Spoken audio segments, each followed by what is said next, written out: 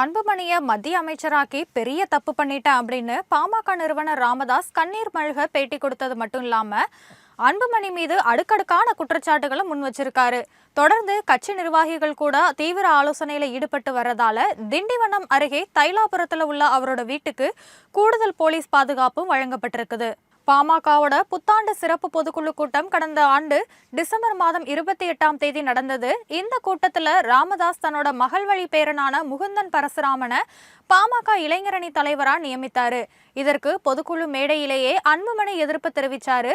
இதனால ராமதாஸ் அன்புமணி இடையே கருத்து வேறுபாடு ஏற்பட்டது. இந்த ஒரு சூழ்நிலையில தான் கடந்த மாதம் 10ஆம் தேதி அன்புமணியோட தலைவர் பதவியை பறிச்சு ராமதாஸ் பரபரப்பு அறிவிப்பு வெளியிட்டாரு.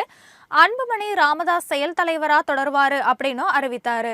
அதே நேரம் பார்த்தோம்னா கட்சியோட சட்ட விதிகளின்படி நானே தலைவராகவும் தொடர்வேன் அப்படின்னு அன்புமணி திட்டவட்டமா தெரிவிச்சாரு. இதனால தந்தை மகனிடையே மோதல் மேலும் தீவிரமடைஞ்சது. அண்மையில பார்த்தோம் அப்படின்னா தர்மபுரி மாவட்டம்ல கடந்தூர்ல கடந்த 24ஆம் தேதி நடந்த கூட்டத்துல அன்புமணி கட்சி பதவியிலிருந்து நான் ஏன் மாற்றப்பட்டேன் அப்படின்னும் அப்படி நான் என்னதான் தப்பு பண்ண அப்படின்னு வேதனையோட பேசினாரு.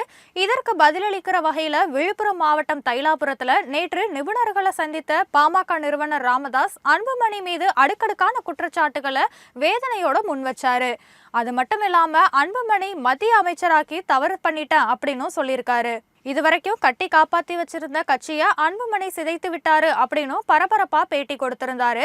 இந்த ஒரு நிலையில தான் அன்புமணி ஆதரவு மாவட்ட செயலாளர்கள் 27 பேரை மாற்ற ராமதாஸ் அடுத்த கட்ட நடவடிக்கைகள்ல ஈடுபட்டுள்ளதா தகவல்கள் வெளியாகி இருக்கு. இந்த பரபரப்புகளால தைலாபுரம் தோட்டத்துல முக்கிய நிர்வாகிகள் கூட ராமதாஸ் மீண்டும் தீவிர ஆலோசனையில ஈடுபட்டாரு. அதே போல ராமதாஸ் வீடு அமைந்துள்ள தைலாபுரத்துல உள்ள வீட்டுக்கு கிளியூர் போலீசார் பாதுகாப்பு அளித்து வந்தாங்க. ஏற்கனவே 2 காவலர்கள் உள்ள நிலையில கூடுதலா 5 காவலர்கள் பாதுகாப்பு பணியிலையும் ஈடுபட்டிருக்காங்க.